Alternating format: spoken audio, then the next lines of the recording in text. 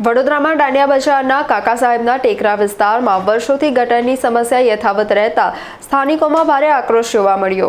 વડોદરા શહેરના દાંડિયા બજાર સ્થિત કાકા સાહેબના ટેકરા મેઇન રોડ વિસ્તારમાં લાંબા સમયથી ગટર લાઇનની ગંભીર સમસ્યાથી સ્થાનિકો તોબા પોકારી ઉઠ્યા છે।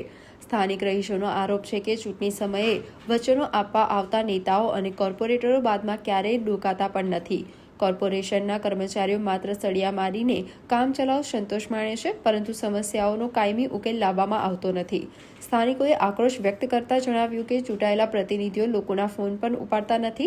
આ વિસ્તારમાં આવેલ પ્રસિદ્ધ સાંઈબાબાના મંદિરે દર્શનાર્થે આવતા હજારો શ્રદ્ધાળુઓને પણ ગટરના ગંદા પાણી અને દુર્ગંધ વચ્ચેથી પસાર થવું પડે છે, જેનાથી લોકોમાં ભારે નારાજગી છે। સ્થાનિકોએ વહીવટી તંત્ર સામે સવાલ ઉઠાવ્યા છે કે શું આજ વડોદરા સ્માર્ટ સિટીનું વાસ્તવિક ચિત્ર છે।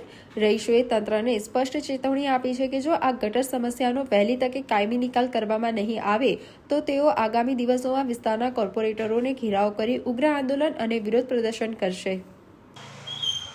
શું નામ તમારું? મારું નામ રામદાસ।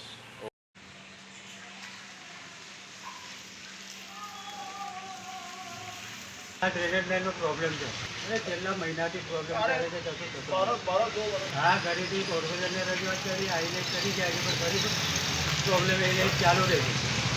આખા એરિયા રોડ આખો ખરાબ થઈ ગયો છે।